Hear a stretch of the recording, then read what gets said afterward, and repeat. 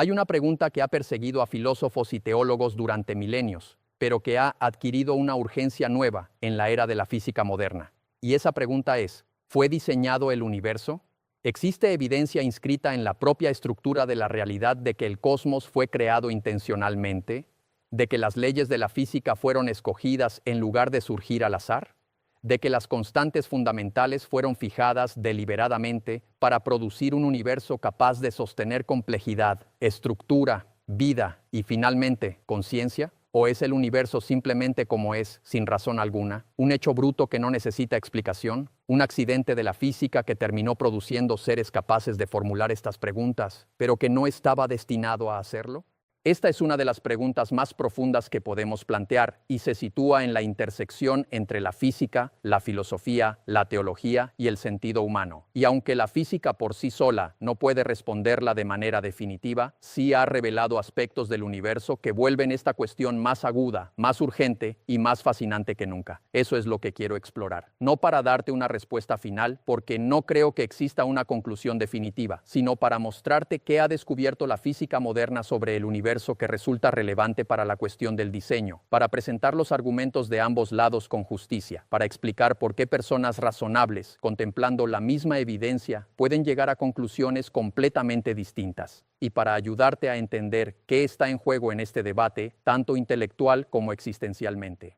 Quiero comenzar con algo concreto, algo que emergió de observaciones cuidadosas y del análisis matemático del último siglo, algo que ha convencido a muchos físicos de que el universo parece diseñado, aunque no estén dispuestos a concluir que realmente lo está. Y eso es el fenómeno del ajuste fino.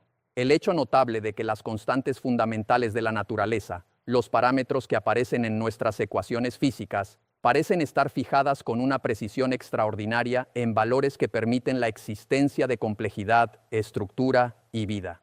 Cambia cualquiera de esas constantes, aunque sea un poco, y obtienes un universo radicalmente distinto, uno donde no se forman estrellas, o donde los átomos son inestables, o donde la química no funciona, o donde todo colapsa poco después del Big Bang, o donde la materia se dispersa tan rápido que nada puede agruparse. El universo que observamos se encuentra dentro de una franja increíblemente estrecha del espacio de parámetros en la que las cosas funcionan, en la que la complejidad es posible. Y ese rango tan estrecho parece sospechosamente como si hubiera sido elegido deliberadamente. Veamos algunos ejemplos específicos, porque aquí los detalles importan y es necesario comprender cuán precisos son estos ajustes para apreciar por qué parecen tan asombrosos. Empecemos por la fuerza nuclear fuerte, la fuerza que mantiene unidos protones y neutrones en los núcleos atómicos. Esta fuerza es aproximadamente 100 veces más intensa que la fuerza electromagnética, y esa proporción importa muchísimo. Si la fuerza fuerte fuera solo un poco más débil, el deuterio, el isótopo de hidrógeno con un protón y un neutrón, no sería estable. Y si el deuterio no es estable, no puedes construir elementos más pesados mediante fusión nuclear en las estrellas. No habría carbono, ni oxígeno, ni nitrógeno, ni ningún elemento más pesado que el hidrógeno. Toda la tabla periódica colapsaría a un solo elemento, y la química tal como la conocemos sería imposible. Por otro lado, si la fuerza fuerte fuera solo un poco más intensa, los núcleos de hidrógeno se unirían tan fácilmente que en el universo primitivo, poco después del Big Bang, prácticamente todo el hidrógeno se habría fusionado en elementos más pesados. No quedaría hidrógeno, y eso significa no agua, no hidrocarburos, no química orgánica, no vida basada en carbono y agua como la nuestra. Así que la fuerza fuerte debe estar en una ventana estrecha, ni demasiado débil ni demasiado intensa. Considera ahora la gravedad, que es extraordinariamente débil en comparación con las otras fuerzas, unas 10 39 veces más débil que la fuerza electromagnética. Nadie sabe por qué la gravedad es tan débil, pero sí sabemos que si no lo fuera, el universo sería radicalmente distinto. Si la gravedad fuera significativamente más fuerte, las estrellas arderían mucho más rápido y agotarían su combustible en millones de años en lugar de miles de millones. No habría tiempo suficiente para que se formasen planetas estables, atmósferas y vida compleja. Si la gravedad fuera mucho más débil, la materia no se agruparía eficazmente. No se formarían galaxias ni estrellas. Solo habría una sopa difusa de hidrógeno expandiéndose para siempre. Luego está la constante cosmológica, o energía oscura, esa misteriosa componente que acelera la expansión del universo. Su valor observado es extremadamente pequeño, del orden de 10, 120, 120, en unidades de Planck. Si fuera mucho mayor, incluso por un factor de 10 o 100, la repulsión asociada a la energía oscura impediría que la materia se agrupara para formar galaxias, estrellas y planetas. Todo se dispersaría. Si fuera negativa o demasiado distinta, el universo podría haber colapsado prematuramente. Ese número diminuto parece estar exactamente en el rango necesario para que exista estructura cósmica compleja. Y hay más ejemplos. La relación entre la masa del electrón y la del protón importa para la estabilidad de los átomos y para la química. La diferencia de masa entre neutrones y protones es crucial para la estabilidad de los núcleos y la fusión estelar. La intensidad de la fuerza electromagnética determina si los átomos pueden formar enlaces estables. Los parámetros del campo de Higgs determinan las masas de las partículas fundamentales. En caso tras caso, los valores observados se encuentran dentro de un rango estrecho que permite complejidad. Cuando los físicos empezaron a darse cuenta de esto en las décadas de 1960 y 1970, resultó impactante. Parecía casi imposible que tantos parámetros hubieran caído justo en las franjas que permiten complejidad. La probabilidad parecía absurdamente pequeña, como lanzar un dardo a una diana del tamaño de una galaxia y acertar un blanco del tamaño de un átomo. Y eso llevó a muchos a pensar que el universo debía haber sido diseñado. Pero antes de saltar a esa conclusión, hay que ser cuidadosos. Primero, cuando decimos que las constantes están ajustadas, estamos suponiendo que podrían haber sido diferentes. Pero no sabemos si eso es cierto. No sabemos si las constantes fundamentales son realmente libres o si están determinadas por un principio físico más profundo, aún desconocido. Quizás solo exista un conjunto consistente de valores. Si fuera así, no habría ajuste fino en sentido estricto. El universo tendría que ser así. Segundo, incluso si las constantes pudieran variar respecto de qué distribución de probabilidad estamos midiendo su improbabilidad, para decir que algo es muy improbable, necesitamos una medida. Pero no sabemos cuál es la medida correcta sobre el espacio de universos posibles. Diferentes elecciones producen conclusiones muy distintas. Sin una teoría que nos diga qué valores son naturales o esperables, hablar de probabilidades puede ser arbitrario. Tercero, debemos considerar el sesgo de selección. Incluso si los universos compatibles con la vida fueran rarísimos, necesariamente nos encontraríamos en uno de ellos, porque no podríamos existir en uno incompatible con nuestra existencia. Esto es el principio antrópico.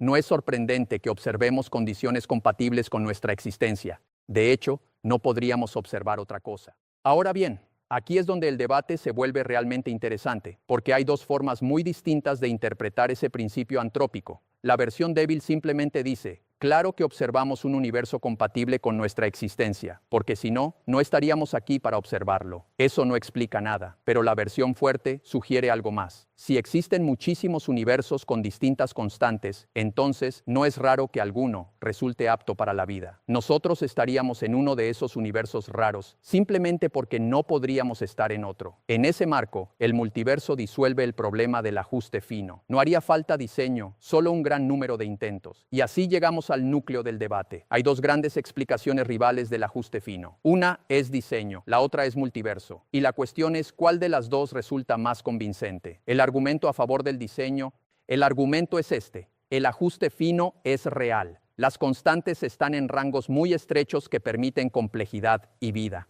Eso exige explicación. Hay dos opciones principales: o hay un solo universo y fue diseñado, o existen muchísimos universos y nosotros habitamos uno de los raros compatibles con la vida. Pero el multiverso parece ontológicamente extravagante. Postula una cantidad enorme, quizá infinita, de universos inobservables para explicar uno solo que observamos. Eso parece violar la navaja de Occam. El diseño, en cambio, postula una sola entidad, un diseñador. Además, se dice que el multiverso no elimina realmente el problema, sino que lo desplaza. Porque ahora habría que explicar el mecanismo que genera el multiverso. Porque ese mecanismo produce una diversidad de universos que incluye algunos aptos para la vida. Porque no genera solo universos estériles.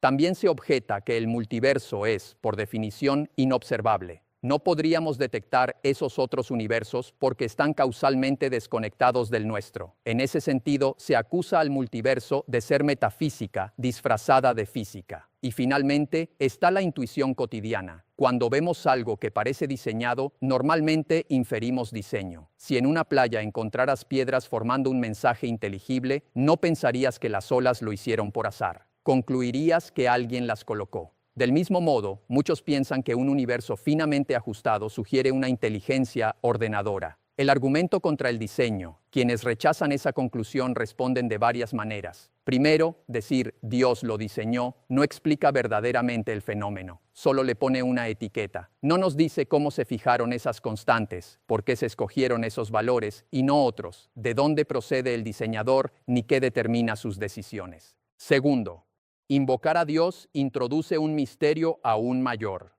Si preguntas por qué el universo es así y te responden porque Dios lo quiso, entonces puedes preguntar inmediatamente, ¿y por qué existe Dios? ¿Por qué tiene esa naturaleza? ¿Por qué quiere crear universos? Si dices que Dios es un ser necesario, algunos responderán, entonces, ¿por qué no decir que el universo mismo es necesario? Tercero, la supuesta simplicidad del diseño frente al multiverso es discutible. La simplicidad no consiste solo en contar entidades. Un multiverso generado por leyes físicas relativamente simples podría ser conceptualmente más austero que una mente sobrenatural dotada de intenciones, conocimiento y poder creador. Cuarto, el multiverso no es necesariamente una invención ad hoc. Aparece como consecuencia posible de teorías desarrolladas por otras razones, como la inflación eterna o ciertos paisajes de soluciones en teoría de cuerdas. Es decir, no se inventó exclusivamente para salvar el ajuste fino. Además, se responde que la intuición, apariencia de diseño real, ha fallado muchas veces. Los copos de nieve parecen elaborados, pero no están diseñados. Los organismos parecen diseñados, pero Darwin mostró que la selección natural puede producir adaptación sin diseñador. El sistema solar parece ordenado, pero se forma mediante procesos gravitacionales. La apariencia de diseño no garantiza diseño real. El caso del carbono. Uno de los ejemplos más famosos de ajuste fino es la resonancia del carbono en la nucleosíntesis estelar. Casi todo el carbono del universo se produjo en el interior de las estrellas, pero para que eso ocurra eficazmente, el núcleo del carbono necesita un estado resonante con una energía muy específica. Fred Hoyle predijo en los años 50 que ese estado debía existir, y luego fue encontrado experimentalmente casi exactamente donde él había calculado. Fue un triunfo del razonamiento antrópico. Puesto que existimos y estamos hechos de carbono, las estrellas debían ser capaces de producirlo. Lo impresionante es que esa resonancia depende de las constantes fundamentales. Si se modificaran ligeramente, la producción de carbono se volvería muy ineficiente, y sin carbono abundante, la vida basada en carbono sería mucho menos plausible. Es cierto que podríamos estar siendo demasiado carbonocéntricos. Tal vez existan otras formas de vida basadas en otra química, pero el carbono tiene propiedades químicas extraordinarias. Puede formar cadenas complejas y estructuras tridimensionales versátiles. El silicio, por ejemplo, suele proponerse como alternativa, pero su química es mucho más limitada. Matemáticas, belleza y comprensibilidad. Otra línea de reflexión no se centra en el ajuste fino, sino en el hecho de que el universo sea matemáticamente inteligible. ¿Por qué la realidad física puede describirse mediante ecuaciones tan precisas? ¿Por qué las matemáticas, concebidas a veces en contextos puramente abstractos, terminan describiendo el mundo con una exactitud asombrosa? Eugene Wigner habló de la irrazonable eficacia de las matemáticas. Y más aún, ¿por qué el universo no solo es comprensible, sino comprensible para seres como nosotros? ¿Por qué una especie evolucionada en la sabana africana puede llegar a entender la relatividad general o la teoría cuántica? Para algunos, esto sugiere una profunda armonía entre mente y cosmos, como si ambos procedieran de una misma fuente racional. Para otros, la explicación es naturalista. Las matemáticas son simplemente el lenguaje de los patrones, y cualquier universo con regularidades será describible matemáticamente. Además, nuestras capacidades cognitivas para la abstracción podrían ser subproductos de habilidades adaptativas más básicas. También está el tema de la belleza de las leyes físicas. Muchos físicos experimentan las ecuaciones fundamentales como bellas, simétricas, elegantes, económicas. Algunos han usado la belleza como guía heurística al construir teorías nuevas. ¿Por qué debería el universo ser bello? Quien defiende el diseño puede decir porque una inteligencia creadora valoró la elegancia. El naturalista responderá, Lo que llamamos belleza no es algo misterioso, sino el reflejo de simetrías y estructuras profundas. Y quizás nosotros hemos aprendido a llamar bello a aquello que funciona teóricamente bien: conciencia y diseño. La conciencia añade otra capa al problema. No entendemos bien cómo procesos físicos en el cerebro generan experiencia subjetiva. Sabemos mucho sobre correlatos neuronales, pero no sabemos por qué sentir dolor se siente de una determinada manera, o por qué existe experiencia en absoluto. Este es el llamado problema duro de la conciencia.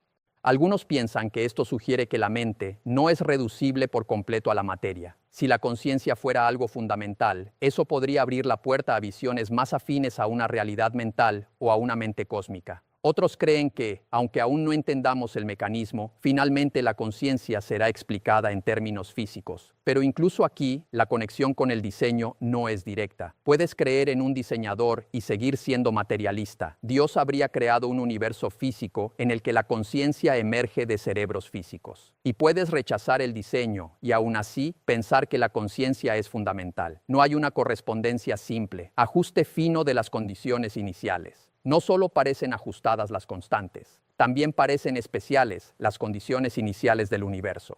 El universo temprano tuvo que ser extraordinariamente uniforme, con fluctuaciones de densidad muy pequeñas. Debió poseer casi exactamente la densidad crítica, y comenzó en un estado de entropía extraordinariamente baja, algo particularmente sorprendente porque la segunda ley de la termodinámica nos dice que la entropía tiende a crecer. Roger Penrose ha subrayado lo increíblemente especial que parece ese estado inicial. La inflación cósmica ofrece una explicación parcial porque puede suavizar irregularidades y llevar el universo hacia la planitud observada. Pero la inflación tampoco resuelve todo. También requiere condiciones y parámetros que, a su vez, podrían estar ajustados. Aquí reaparece el patrón general. Muchas soluciones al ajuste fino parecen desplazar el problema a otro nivel en vez de eliminarlo por completo. Incluso si hubo diseño, ¿qué tipo de diseñador? Supongamos por un momento que el ajuste fino sí apuntara a un diseñador. Aún así, eso no nos diría mucho sobre qué tipo de diseñador sería. No bastaría para concluir que se trata del Dios de una religión concreta. Podría ser una inteligencia impersonal, varios diseñadores, un arquitecto cósmico deísta, un ser limitado o algo completamente distinto de las nociones religiosas tradicionales. Y además, aparece la pregunta inevitable: si todo necesita explicación, ¿quién explica al diseñador? Si se responde que el diseñador existe necesariamente, otro puede contestar que el universo mismo podría existir necesariamente. El problema del mal y la imperfección. Hay una objeción poderosa al diseño teísta clásico. Si el universo fue diseñado por un ser omnipotente y perfectamente bueno, ¿por qué está lleno de sufrimiento, violencia, enfermedad, catástrofes naturales y muerte? La Teodicea ha intentado responder de muchas maneras. El sufrimiento sería necesario para el libre albedrío, para el desarrollo moral, o tendría un papel en un bien mayor que no alcanzamos a comprender. Pero muchas personas encuentran estas respuestas insuficientes. La mezcla de belleza y crueldad del universo parece, para ellas, evidencia contra un diseñador benevolente. Tal vez la pregunta sea otra. Quizá la cuestión no sea estrictamente si el universo fue diseñado, sino si en él hay propósito, valor o una tendencia intrínseca hacia la complejidad y la conciencia. Tal vez la realidad esté orientada hacia esos resultados, no porque una mente los eligió desde fuera, sino porque así es su naturaleza profunda. Sería una especie de teleología sin diseñador personal. El cosmos tendería a producir complejidad y conciencia como resultado natural de sus leyes más fundamentales. Es una posibilidad especulativa, pero ofrece una vía intermedia entre teísmo tradicional y puro azar. Implicaciones existenciales. Y aquí llegamos a una parte crucial. ¿Qué cambia en nuestra vida si pensamos que el universo fue diseñado o si creemos que surgió sin intención? Si el universo fue diseñado, entonces tu existencia no sería un accidente cósmico. Habría una sensación de pertenencia. Estás aquí porque el universo fue hecho de un modo que permite y quizá desea la existencia de seres conscientes. La realidad tendría propósito objetivo. Tal vez habría esperanza de continuidad más allá de la muerte. Tal vez existiría un sentido moral inscrito en la estructura del cosmos. Pero también surgen dificultades, el problema del mal, la responsabilidad del diseñador por el sufrimiento y la enorme carga metafísica de postular un ser sobrenatural. Si, en cambio, el universo surgió naturalmente, sin intención, entonces nuestra existencia sería contingente. No habría propósito cósmico dado desde fuera. El significado tendría que ser construido por nosotros. Eso puede parecer sombrío, pero también puede resultar liberador. Nos hace responsables de crear valor, de amar, de construir proyectos, de decidir cómo vivir. La muerte en ese caso sería final, pero justamente por eso la vida podría parecer aún más preciosa. Entonces, ¿qué podemos concluir? Podemos decir con cierta seguridad que el universo presenta rasgos de ajuste fino. Eso es real. Las constantes fundamentales parecen encontrarse en rangos que permiten complejidad y vida. Pero explicar ese hecho sigue siendo extremadamente difícil. Hay, en términos generales, tres grandes tipos de explicación: diseño por una inteligencia, selección antrópica en un multiverso, necesidad física más profunda, aún desconocida. Cada una tiene ventajas y problemas. Ninguna ha sido demostrada de forma concluyente. La física puede precisar qué necesita explicación, pero no puede, por sí sola, resolver completamente el debate, y por eso personas razonables pueden mirar la misma evidencia y llegar a conclusiones distintas. Algunos ven en el ajuste fino la huella de Dios. Otros lo interpretan como una consecuencia del multiverso. Otros esperan una teoría más profunda que derive necesariamente las constantes. Ninguna de estas posturas es irracional por sí misma. Lo importante es sostenerlas con honestidad intelectual, reconociendo tanto lo que sabemos como lo que no sabemos. Personalmente, el ajuste fino me parece profundamente interesante y digno de atención seria. Entiendo perfectamente por qué convence a algunos de que el universo fue diseñado, pero no creo que el diseño sea, al menos por ahora, la mejor explicación disponible. Me parece que el multiverso ofrece un marco naturalista posible, y también me parece plausible que una física más profunda termine explicando las constantes sin necesidad de diseño ni multiverso. Pero sostengo todo eso tentativamente, con humildad, porque esta cuestión no está cerrada. Quizá nunca lo esté de manera definitiva. Y sin embargo, pensarla vale la pena, porque se trata de preguntas sobre la naturaleza última de la realidad, sobre nuestro lugar en el cosmos, sobre el sentido, el valor y la conciencia. Y aunque no podamos alcanzar certeza absoluta, el simple hecho de reflexionar seriamente sobre ellas forma parte de lo mejor de nosotros como seres humanos. Intentar comprender este universo extraño, hermoso y desconcertante en el que nos encontramos.